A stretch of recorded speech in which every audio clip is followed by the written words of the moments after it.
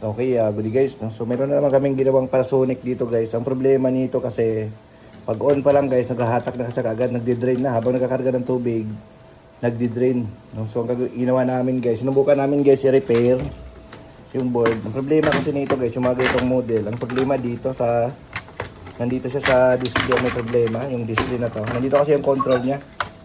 So pinasok sa guys ng langgam, ayan oh. Ayan, so nung pinasok siya ng langgam, nasira na. So hindi na namin siya mare-repair. Kaya ang ginawa namin guys, pinalitan na lang namin siya, no? So itong mga gitong board guys, hindi naman siya ganun kamahal, no? Yung mga non-inverter, yung mga gito. So pwede nyo kayo mag-option na papalitan, no? Kapag ito yung sira, no?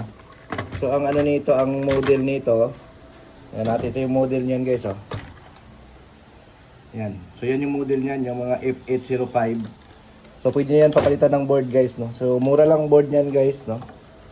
So yun. So ito guys, ang ginawa namin, pinalitan namin siya ng board kasi nga auto drain siya guys, no? Habang nagdi-drain siya, no? So board po ang naging problema niya. So ang nangyari kasi, binahayan siya ng langgam. So may mga shortage na ng mga parts, ayan.